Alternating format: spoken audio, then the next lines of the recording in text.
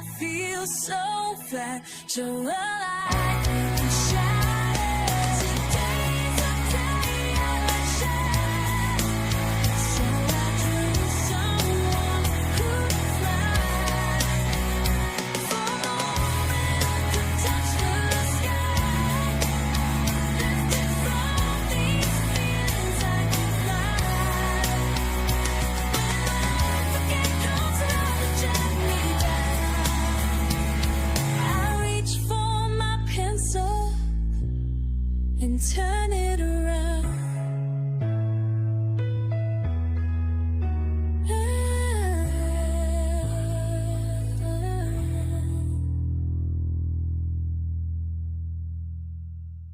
Feels like I'm living in a country song. Ain't everything in life going wrong. Been down and out for far too. And just like that, it is time to get started for the reels. All right, let me grab my correct capture. You guys are going to see, hopefully soon, the correct stuff. It's going to give me a hard time today. I just knew it. But it's all good. We embrace the suck here, no matter what's going on. Ugh. Let's see if we can make it pop up there. There we go. There we go. Good boy. I knew you could do it. Yes, this is titled A Very Special Stream. Now, normally what we do is a whole different story. But today is a special day because today is not just my 31st wedding anniversary. Indeed, that is the truth. 31 years ago, Ubi and I said I do, and I have not always I've been confident that I made the right decision, but for the most part, I haven't regretted it. Now, today, though, is also my 50th birthday. Now, I have dreamed since I was a child of having a surprise party thrown for me. Nobody ever did it.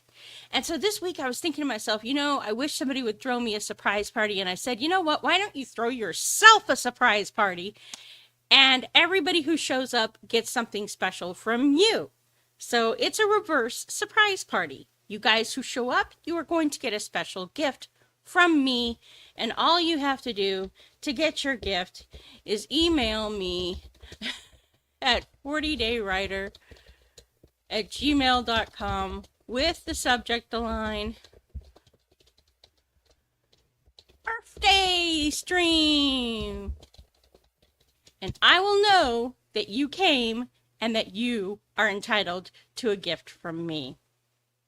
And so, having started that off and having said all of that, like I said, it means the world to me that you guys are here, that you are with me, and you guys are the main characters of today's show. So our characters for this very special stream are going to be in order of appearance. Let's start from the top. The Ubi.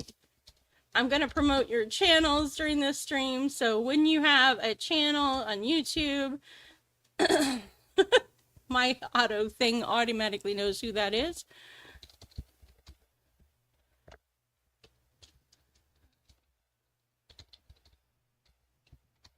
And I'm going to go through and just thank each and every one of you. Jeff, I appreciate you being here too.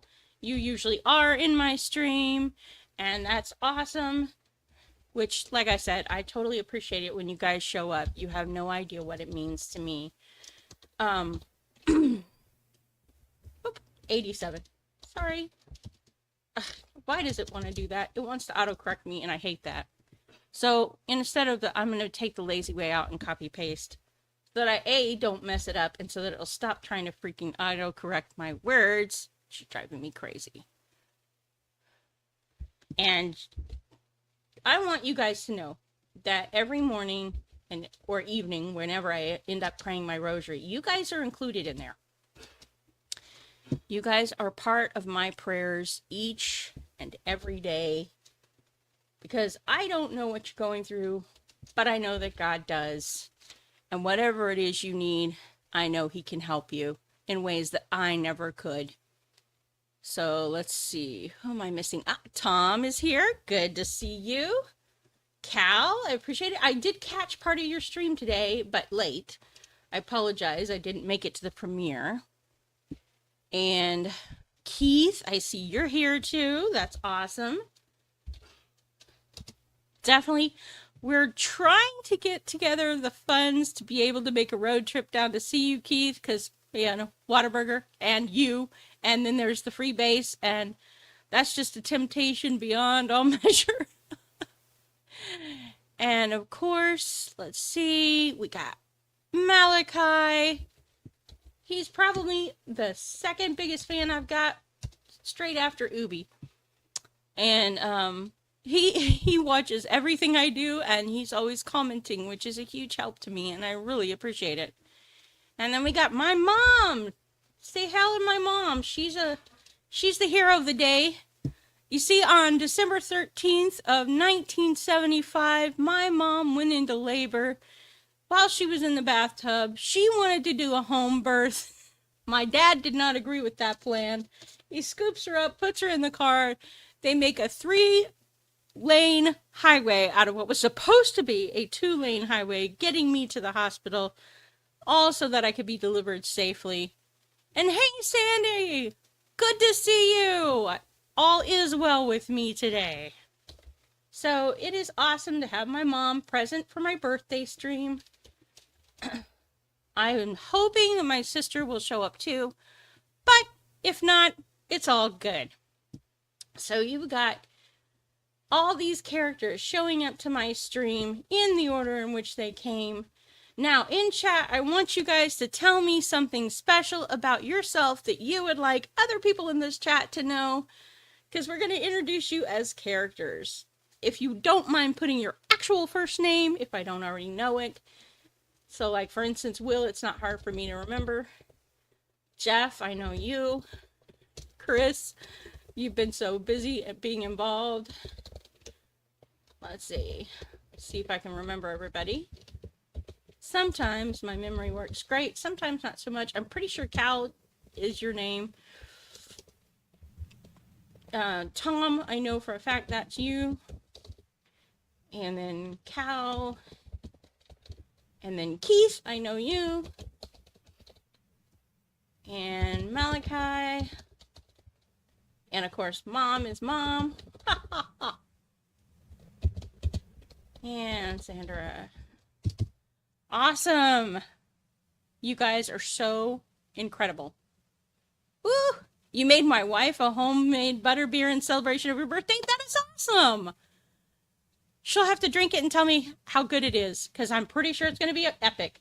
Oh, and Steve Gunner is here. That's right. I got to say it like Ubi does. Steve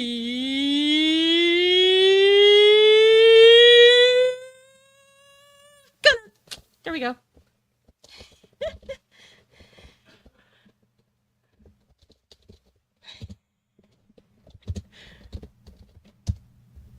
For those of you who are just now coming into the house,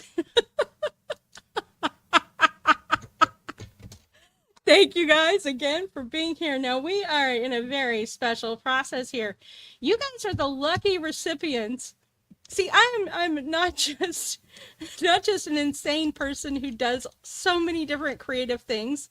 I am insane. By the way, I do tell people all the time that writers are paranoid schizophrenics who get paid for the pleasure of putting the voices in their head on paper. And yes, there are voices in my head that do want to kill people and do harm to other human beings. But as long as I put it on page and entertain people with it, hey, nobody minds.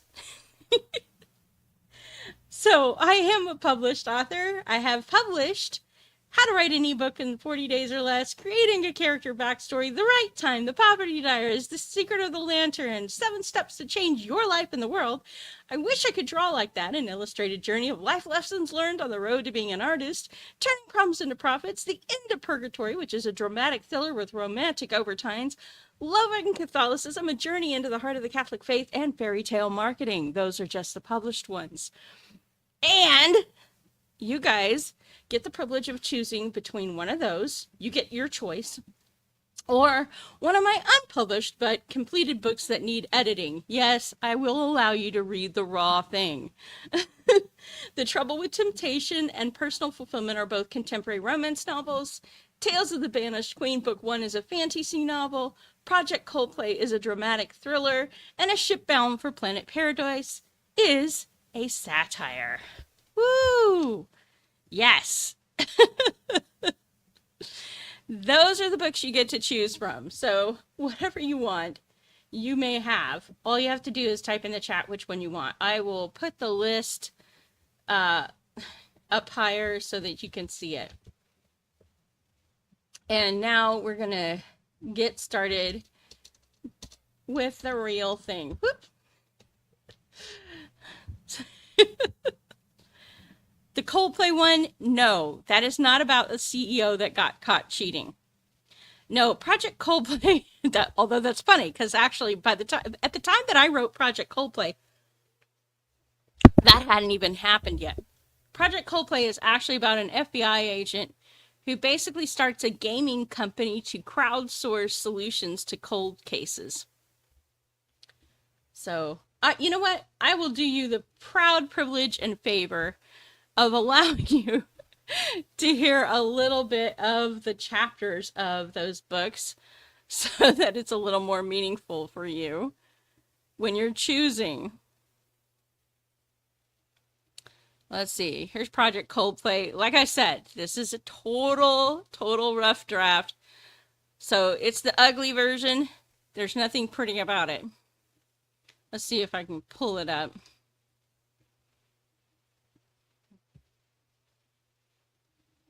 Just to prove to you that even, every author starts somewhere, and believe me, we don't start pretty.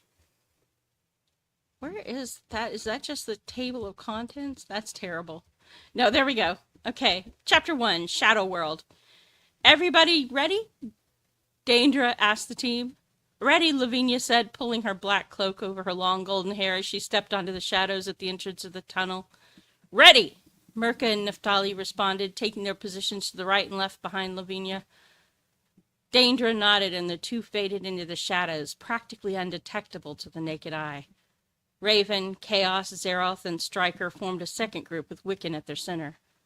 Daendra took the lead as the two teams made their way down into the belly of the cavern. The slaves working down below ignored them, too intent on their work to pay attention to the newcomers. They slipped past the guards playing poker and headed down the tunnel to the left. That was where the final crystal was rumored to be. Once they destroyed it, these slaves would be free of the control of their master. Daendra's heart was in her throat as they approached the last turn.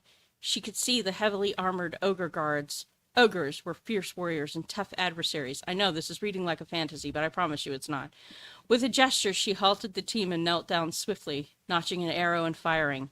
It struck one of the ogres' throats, and that one went down with a strangled, gurgling noise. His companion growled and charged what seemed to him to be a lone cleric, exactly as Daendra hoped it would. As the ogre approached, Mirka and Naphtali circled around him and were able to plant their poison-tipped daggers in his back. He was down in seconds, well before reaching Lavinia. Daendra stepped over the bodies and made her way to the entrance of the room. She could see the bright blue glow of the crystal in its stand on the pillar in the center of the room, despite the 30 guards surrounding it. The doorway was wide enough to fit 3 guards. My chat is hiding itself. Yeah, it's a video game. But that's why we start with the video game, because and I recognize, even as I'm reading this to you, yeah, exactly. The whole scene was pulled from something we did in an MMO.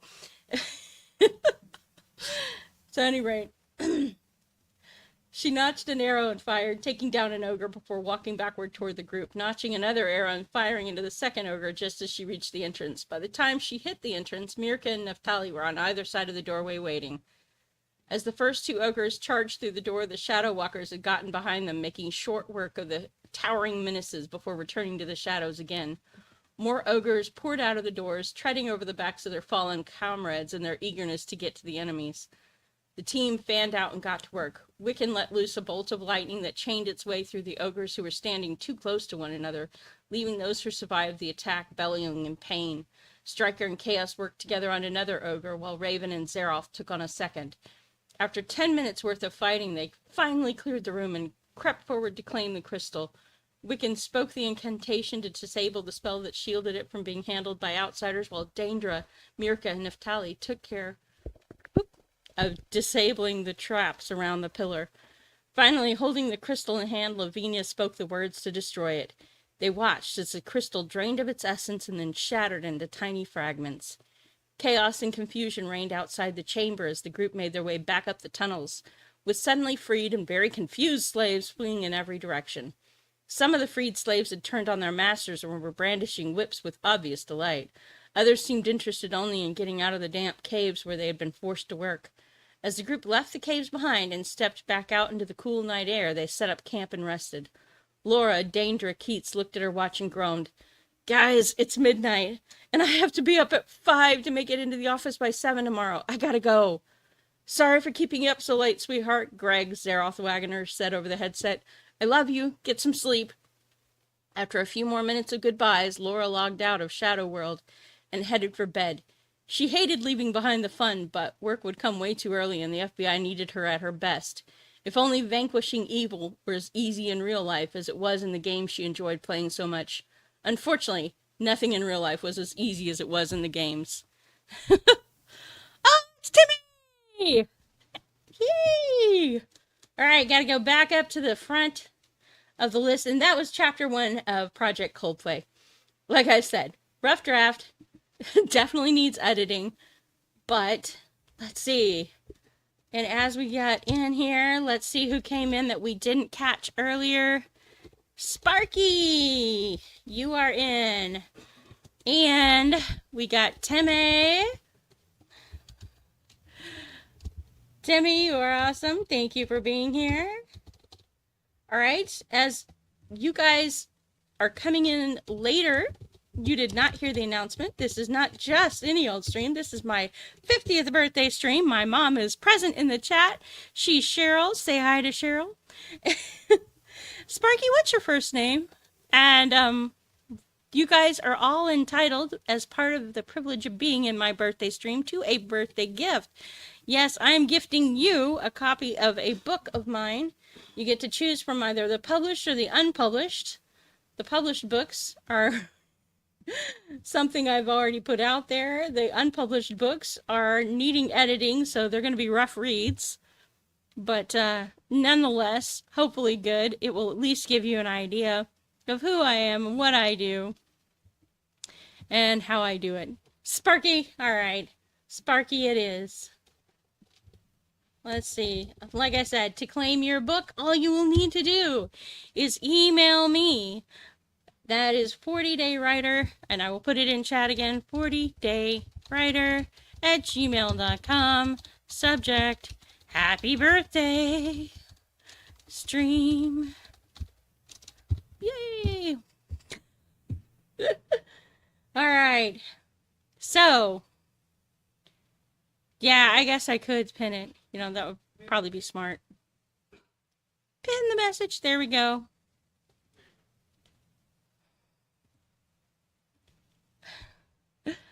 You wish you'd get some of that snow. You miss white winters. You rarely get much anymore in Missouri. You were literally born in a blizzard. Yeah, snow fell the first day that I was born, and interestingly enough, when my son was born, it was also the first day of snow, and I was living in Denton, Texas, which doesn't usually get snow, so it was a little unusual. So, yes, awesome. Thank you, Mom. Thank you. Yeah, so that was the one, Project Coldplay. Now, you guys get to choose which chapter you would like read next. I will actually, you know what? I'll let you pick a genre and you can. Which genre would you prefer to hear next? Ha ha ha. We can do non-fiction, fiction, you know what? Well, fiction, drama. Fiction has so many varieties to it. Fiction, children's, fiction, fantasy. Or let's see if it lets me do one more. I don't think it will. I think that's all I think it's only going to let me do 4 choices. Yeah, it looks like it. Do wish it would allow me to do more, but you know, there we go. I think that did it. Ha.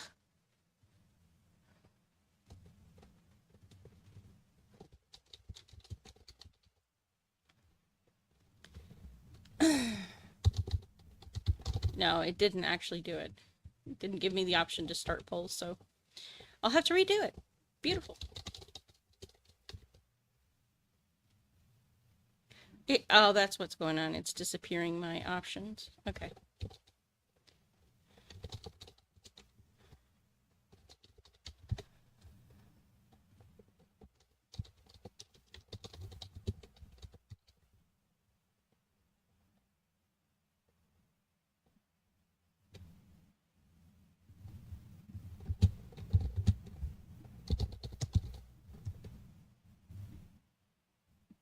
There we go. Now I got it. You guys get to choose. What are we doing next? Ooh, drama or thriller so far is competing well with satire. Got, oh, more votes for satire, some for drama. We're back to even odds. It's going to be interesting to see which one wins. All right.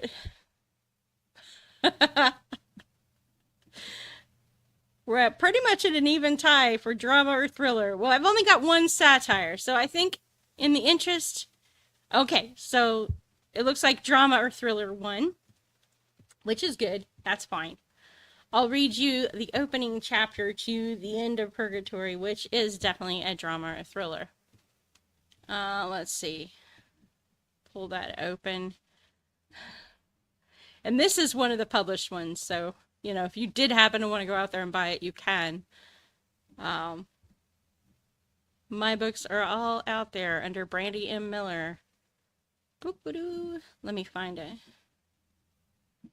Yeah, I think this is it.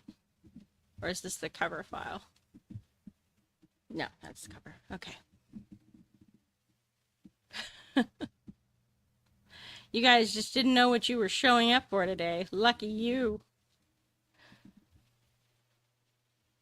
All right. Where did my PDF go? Ah, there we go.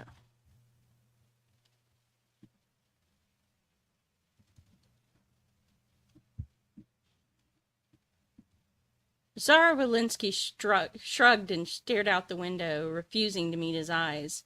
She was about to lie to him, and she didn't want to see his face when she did. I like men who know how to handle themselves in a fight. I like men who aren't afraid to break the rules if the occasion calls for it. I like men who like to take risks. I suppose I do have a type. I suppose I like the bad boy, the one who's the hardest to love, the one who's most likely to leave me. John came up behind her and stood close enough that she could feel the waves of heat radiating from his body. She knew that if she wanted it, all she had to do was rock backward a half an inch and she could be wrapped in his arms. She felt his breath on the back of her neck and closed her eyes. The temptation was there. It would be so easy to give in to it. His question was soft, but his words hit her heart hard. And what about me? Am I your type? She forced a laugh. Better to hurt him a little now than watch him bleed for her later. You? No.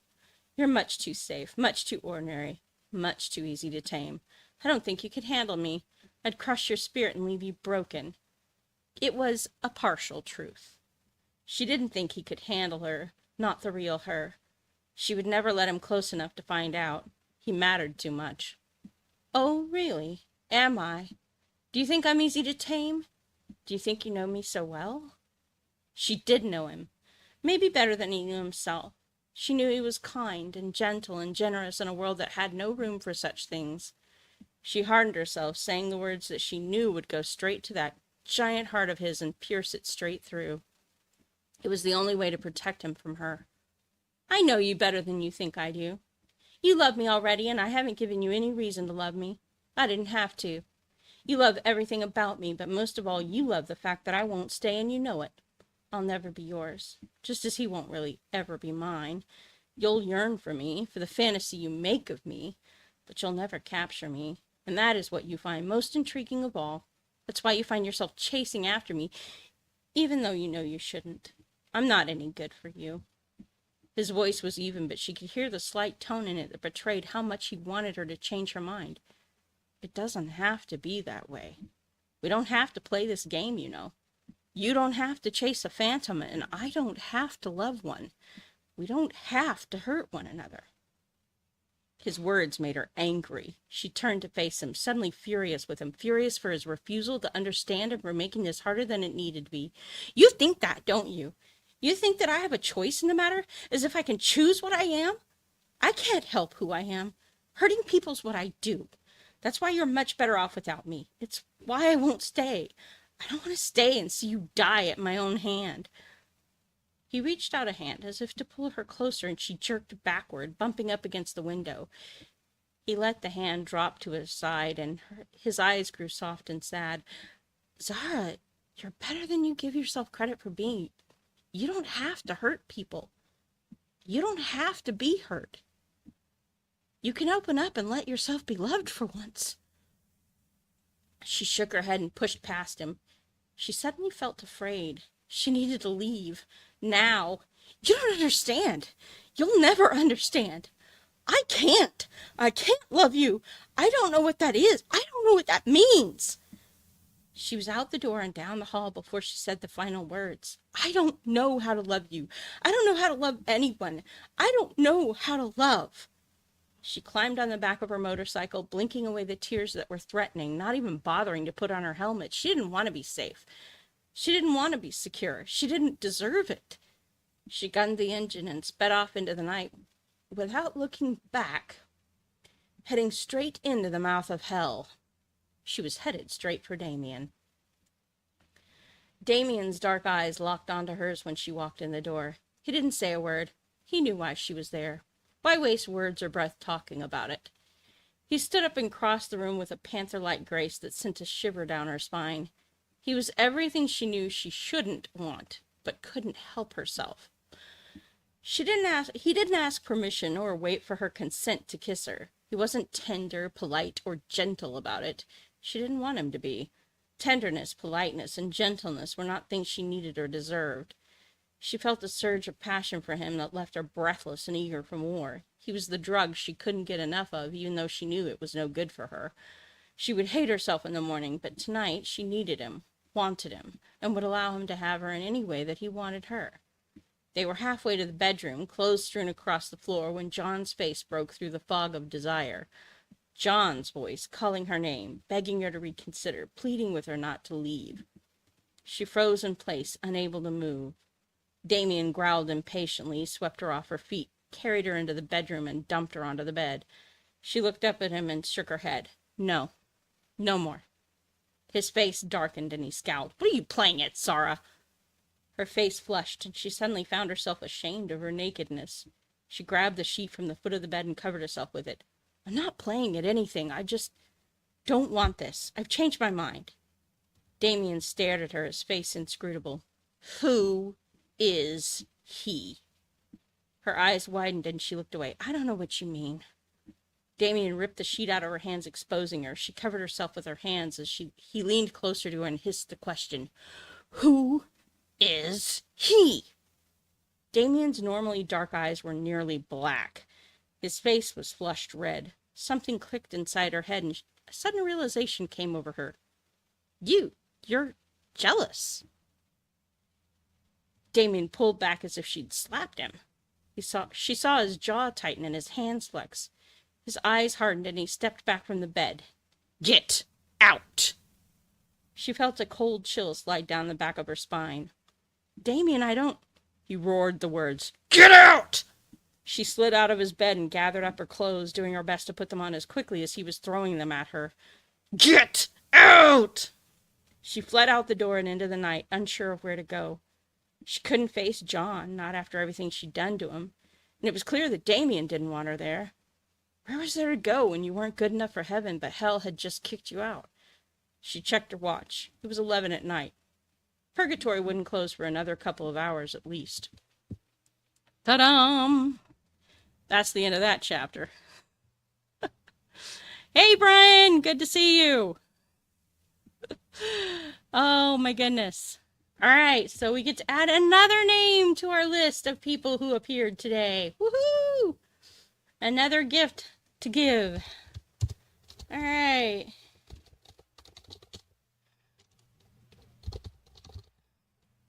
It does so want to auto-complete for me. That's too funny. All right. That is the end of that section. All right. What did y'all think? Yes. So I'm teasing you with these. You guys get to pick which one we do next. All right. Finish your poll. All right. Yes, in the poll. That's true. I should end the poll. Yay! You guys got a drama or a thriller. Oh my god. Now you get to choose yet again. Let's see.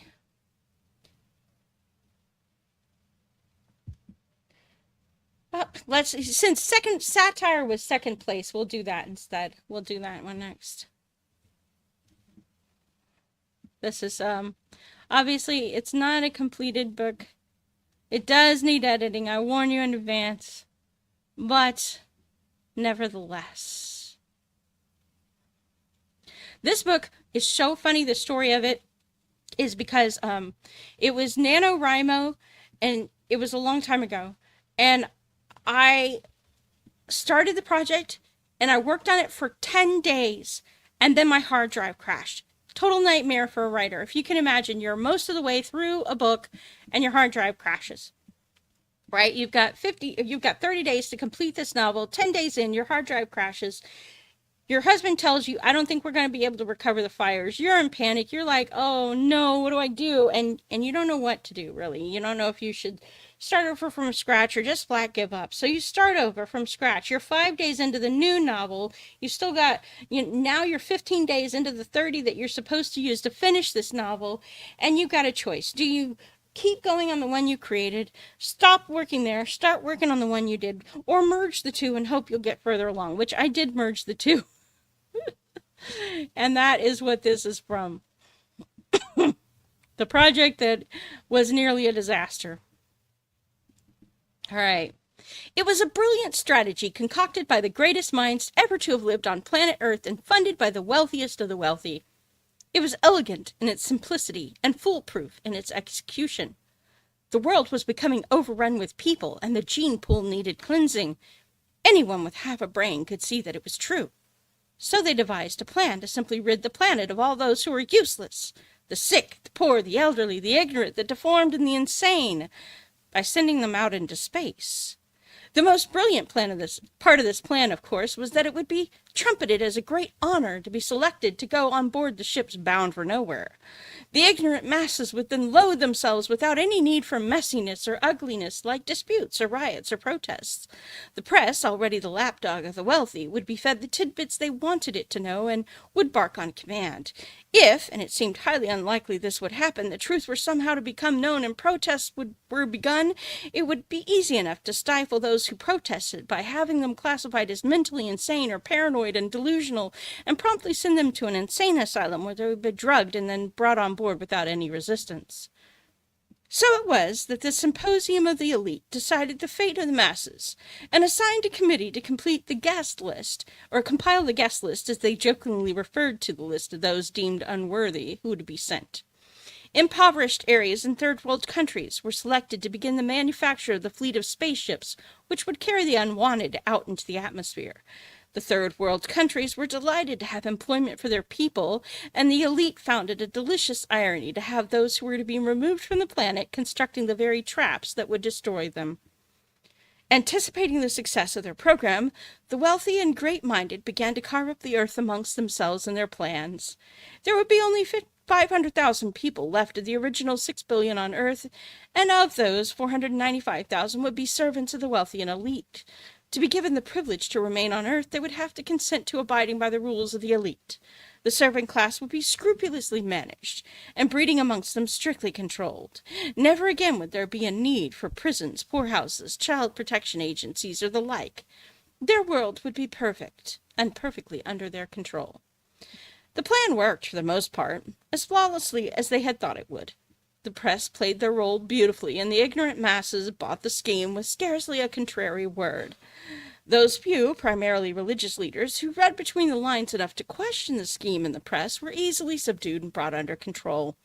In less than a year's time, the ships were completed and unveiled to the public, which expressed its gratitude for the magnanimity of the elite who had labored tirelessly to save them by sending them to a remote planet paradise, where scientists had uncovered mysterious substances with amazing healing properties.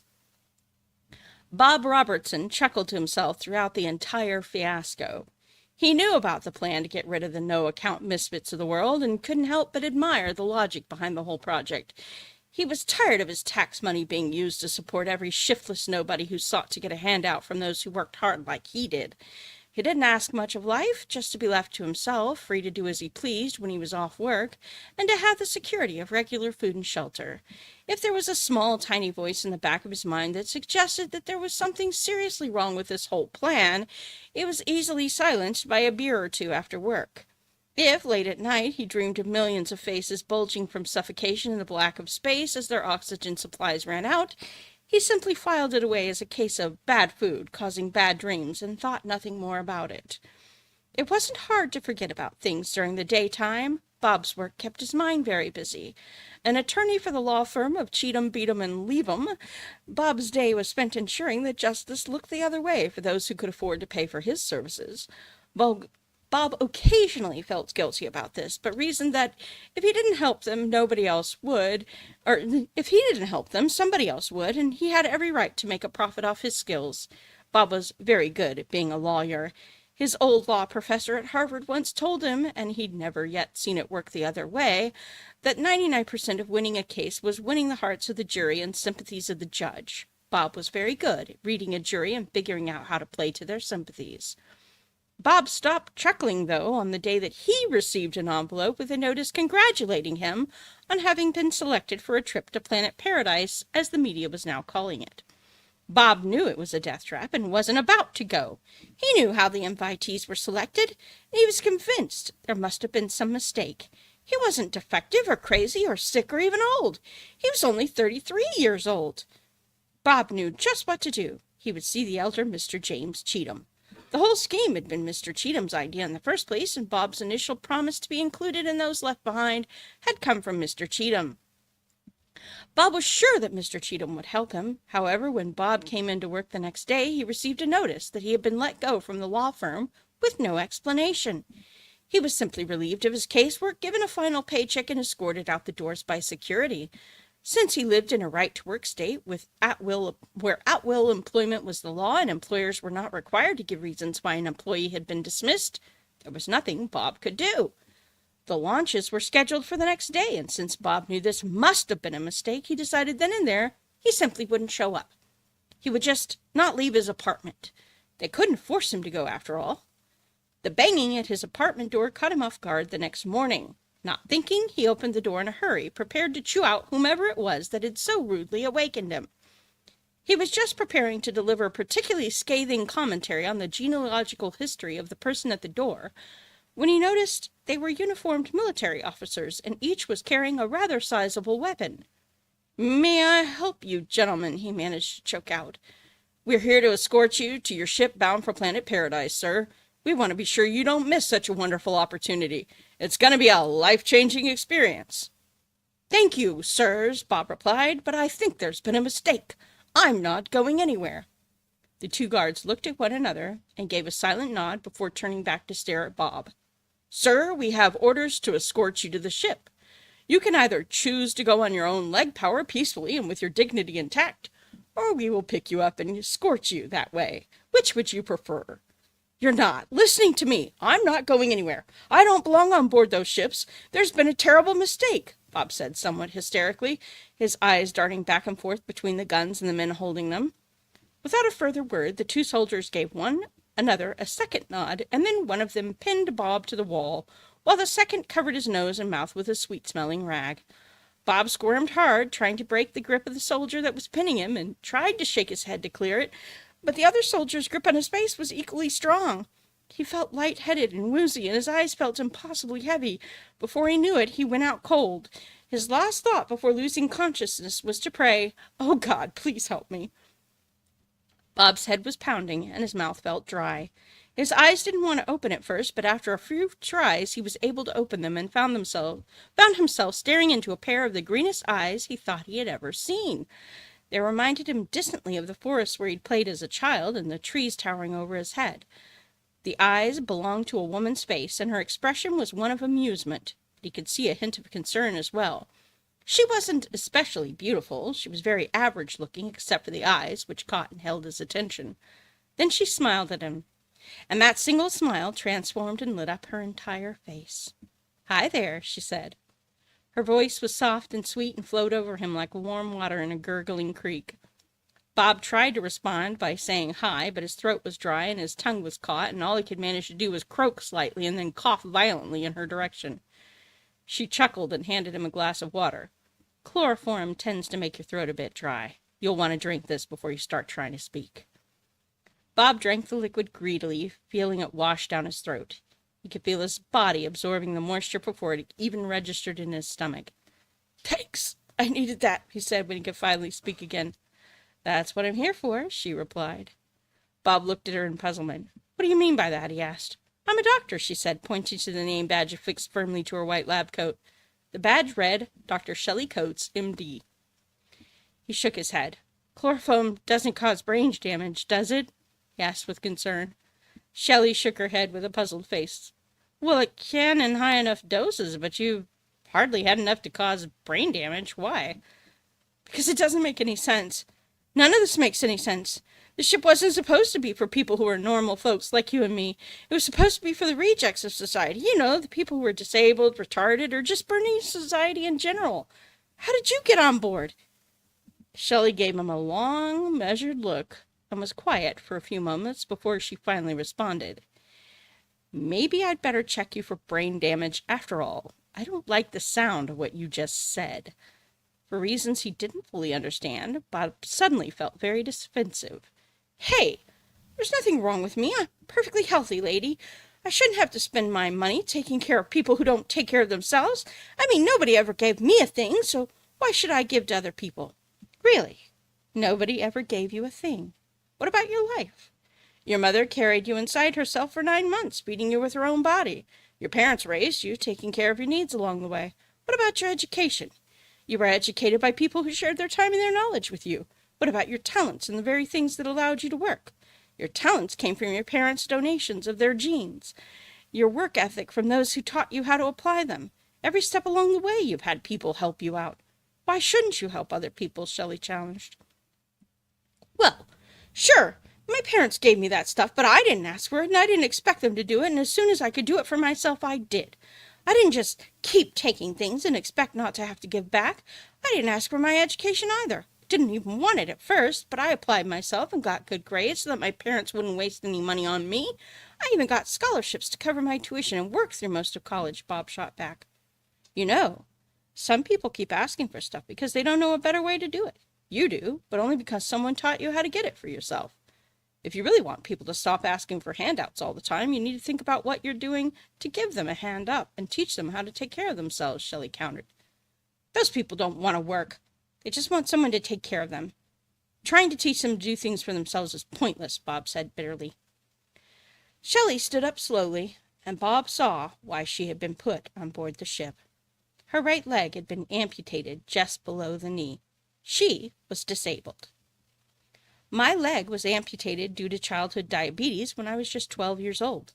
My parents didn't know how to handle it. They pitied me and gave me whatever I wanted because that was easier than trying to teach me how to cope with my new life and how to do things for myself. Fortunately, when I was 16, I met a wonderful man who was also disabled. He understood what I was going through and challenged me to turn my life around. He helped me learn how to do things for myself.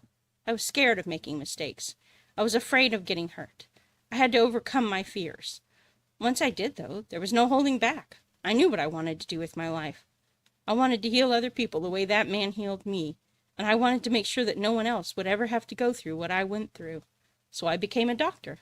And here I am, on board the ship, listening to you tell me how it's pointless to teach people like me how to better ourselves. Yeah, well, you're just different. I bet the rest of them aren't like you, Bob said stubbornly. He was wrong, and he knew he was wrong. He felt like he should apologize, but something inside of him just wouldn't let the words come out of his mouth. He grimaced as he felt tears forming at the corners of his eyes from the sudden wave of shame that washed over him, but he gritted his teeth and glared at her instead. Shelley stared at him for a moment, searching his face. He supposed she was looking for some sign of remorse. After a few moments, apparently finding none, she simply shook her head, sat back down, and wheeled herself out of the room. People like you just don't get it, and I don't guess you ever will, she said as she left. Bob watched quietly as she left. He wanted to say something, to tell her he wasn't really like that, but he couldn't. He was like that. He felt suddenly sick at his stomach. He'd participated in executing the plans for people just like Shelley to be put on board the ship and sent to their deaths. He'd only questioned the whole thing when he suddenly found himself on board. Waves of guilt washed over him. How many Shelleys were trapped on board these ships? How many people were just like him? Nothing really wrong with them. They just got the wrong invitation. The gravity of the situation hit him. It'd been so easy to go along with this whole thing when there were no faces attached to the names, when the people weren't real and the deaths weren't up close and personal. Now, though, he had a face to go along with the plan, and it sickened him, but what could he do about it? It was too late to change the plans, wasn't it? Late. Time. What time was it? Maybe there was still time. Maybe they could delay the launch or stop it altogether if he hurried. Bob wasn't an especially righteous man, but he said his second prayer. Oh, God, if you're there, please don't let it be too late, as he hurried out the door. Dr. Coates! Dr. Coates! Bob cried as he headed out the door. As he turned the corner into the hallway, he ran straight into an elderly black man headed the opposite direction. The man's two companions, an older white man dressed in a priest's vestments and an equally aged woman in a nun's habit, rushed to the aid of the black man. The nun glared reprovingly at Bob. He shrank back slightly, memories from his childhood days in a private Catholic school floating to the surface. Mother Ursula had been a very strict principal, and her sisters hadn't been much gentler. Bob then shook it off the memory and offered a hand to the elderly man. I'm really sorry I didn't see you folks. I was trying to catch up with a lady. Have you seen her? She's about this high. And Bob held his hand up to his chin, with a blonde ponytail and really pretty green eyes, and also she's missing a leg from the knee down on her right side. The man he knocked over shook his head. No, son, I'm afraid not. There's an awful lot of folks on board the ship, you know, the man winked as he continued. She must be something mighty special if you're in such a hurry to catch her. Bob stared in disbelief at the old man. It's nothing like that. I mean, she's not interested, he stammered. Never mind about that. I'm in a hurry to catch her because I have to stop the ship from launching. There's been a terrible mistake. The old man nodded his head. Yep, terrible mistake. A lot of people gonna die, aren't there, son? The old man said, as if he were simply discussing the weather. Bob was completely caught off guard. How did you know? He asked in a shocked whisper. The Lord told me, but don't worry, son. The Almighty says the joke's on them that's left behind. He says things are going to be just fine for us on board this ship. Yes, sir. We're heading to the paradise land. Bob shook his head. I don't know who you are, but you're wrong. We aren't headed to the promised land. We're headed to the middle of nowhere in the black of space. Things aren't going to be fine. We have to get off the ship. Can you please tell me how to find the captain? I don't think we have long till launch, and I'm just hoping there's still time. The elderly black man stuck out his hand. Name's Moses Thomas Jefferson. These are my friends, Father Aaron Jacobson and Sister Miriam Delaney. Don't mind Sister Miriam. She's friendly enough, just a mite bit overprotective. Relax, son. No need to get worked up, by the way. We launched just over an hour ago. If you look out the window down the hall, you just might be able to see Earth. All right, so that was a long chapter, but there we have it. Ooh. All right. Hope you enjoyed that. Hope it at least entertained you. All right.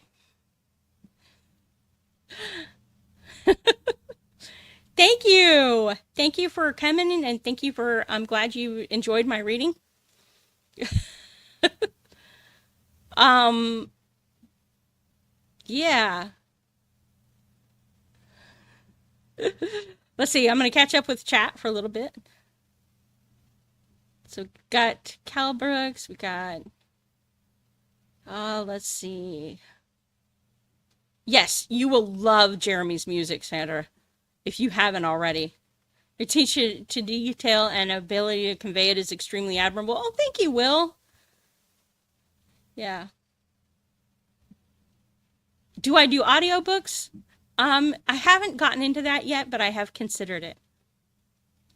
Thank you. I do like to give narration. It is a joy to me.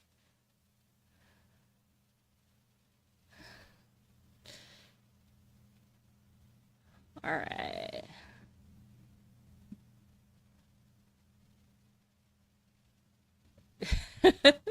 Usually 6 or 7 left the next day, Chris, called alcoholism. Yeah.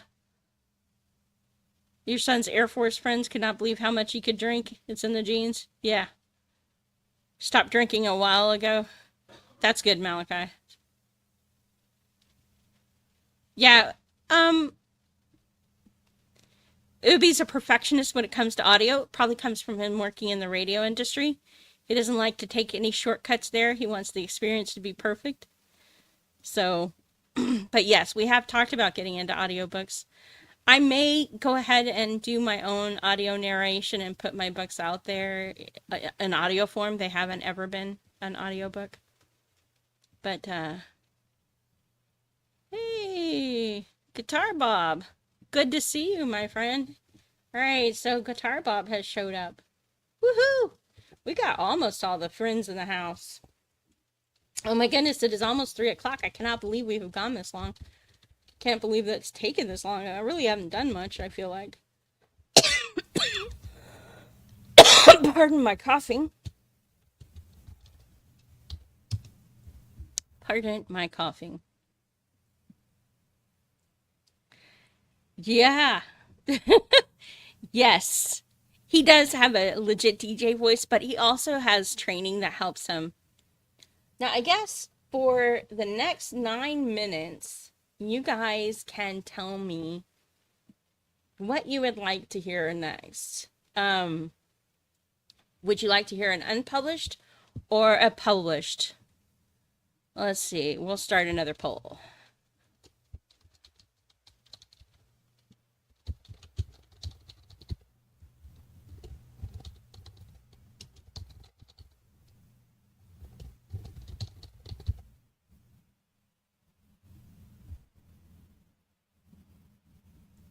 Or read you another chapter of something. And in the email, it's helpful to me if you tell me what you would prefer. If you tell me if there's a specific title that you would prefer, or if you have a specific genre that you like.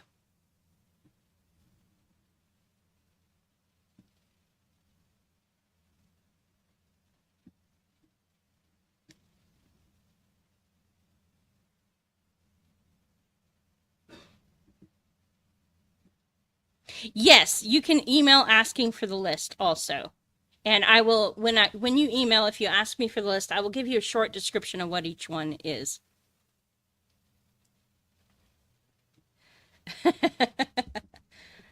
Well, you know, whether it's juicy or not, it really depends. I mean, I actually will. You know what? Okay, you guys prefer the unpublished. I'm going to do 2 things for you. I'm going to read you an unpublished chapter.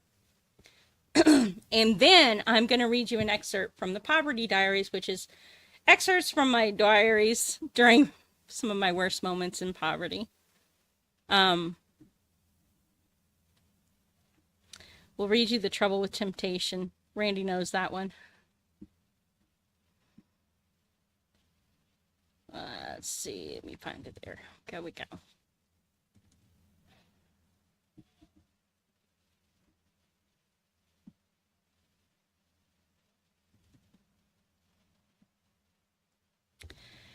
Temptation shows up on my doorstep wearing red leather over black satin trimmed with gold lace.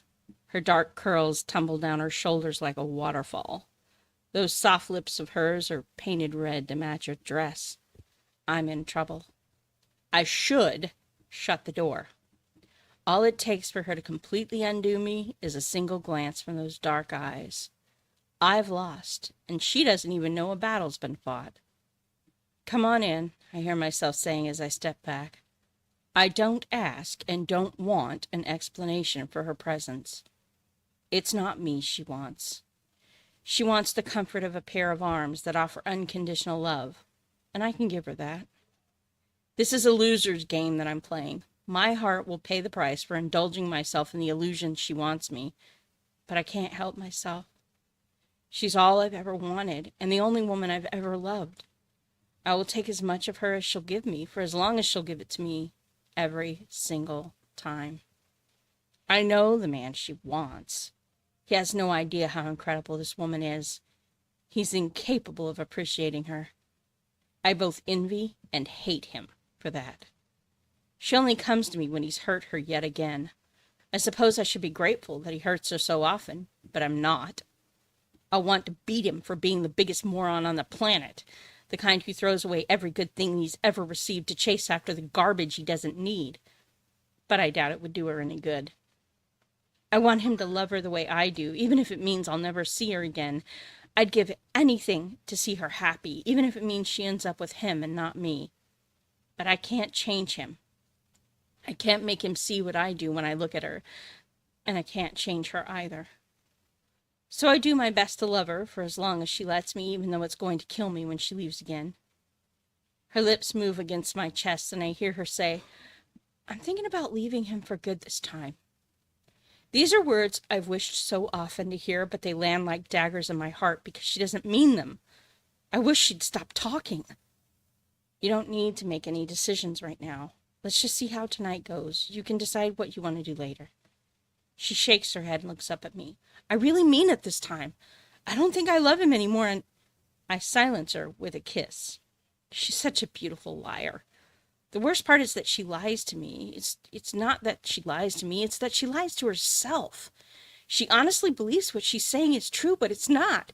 She'll come to bed with me tonight, and I'll wake up with nothing but regret lying beside me in the morning, just like every time before this. She leans into the kiss, and I feel her body melt against mine. An unexpected hunger rises up within me. Every cell within me calls her name. The scent of her fills my nostrils, and I ache with a desire that floods me. She breaks off the kiss, steps back, and looks up at me. Anger and hurt dance in her eyes. You don't believe me. I can't lie to her. I don't want her to be angry or hurt, especially not by me. I want to, is all I can say. Her eyes fill with tears. The pain in that voice is palpable. Why? Why don't you believe me? What can I say to her that won't hurt her more? I long ago stopped believing she would leave him. My mind fumbles for something, anything to say to stop those tears. Before I can stop it, a raw truth spills out of me. Because I've always been your plan B. The tears that now course down those sculpted cheekbones aren't from me. Is that how you see me? I'm a user? I'm confused. I don't know how she got there from what I said. I never said that. She stops me. But you implied it.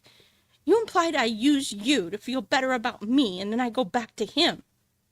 This isn't how I wanted things to go, but maybe it's time that I face the truth, too. Don't you?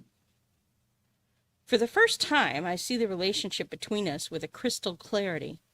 I'm the safe option. the one she comes to when things go wrong, the one she trusts to always be there, and I have been. But she doesn't want safe, she doesn't want easy, and that's why she never stays. No, she says, I would never hurt you like that. And for the first time since I've known her, I find myself tired of the game. You might not mean to hurt me, but you do. You come here with the same words every time, and then you leave without looking back. You make me out to be a monster, she says to me. I shake my head. It's not your fault. How would you? How could you know what you've been doing to me? I never told you. Her brow furrows. All this time, you never said a word. I thought you didn't care. The incredible irony of that statement forces a laugh out of me. She looks at me in bewilderment. She can't understand the humor of this whole situation. I take a deep breath. I died a little inside every time you walked out that door. And you thought I didn't care? She nods. I thought you were just being a good friend, with benefits. I stare at her. Does she truly have no idea where I stand on this? I cross the room to kneel before her and take her hand. There is no other woman for me, T. You're all I've ever wanted. I kiss the palm of that thin, delicate hand. All I've ever wanted since the day I met you was you. You're all I dream of at night.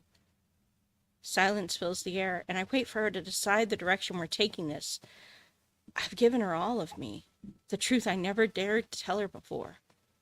Why, Jack, why didn't you tell me? Her voice trembles as she asks. I look up to find her gazing at me, her eyes shimmering with tears, but also with something else. Something softer and yet more fierce, too. I risk another truth. Because I feared that if I told you how I felt, you wouldn't come back. She kneels before me and takes my face in her hands, cupping it. She kisses me, soft, gentle at first, but then harder. You're so stupid. I didn't stay because I didn't think you wanted me to stay.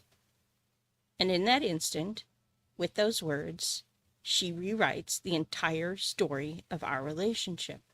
I'm not the victim of a girl who can't make up her mind and who doesn't appreciate the one who truly loves her. I'm the deaf-mute idiot who allows her to believe that she's unwanted because I lacked the courage to tell her the truth.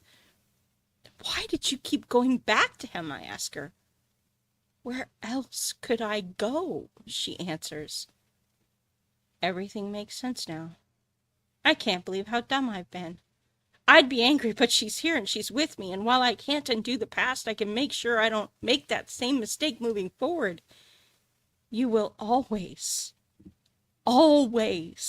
have a place with me. Ta-da! That is the end of that chapter.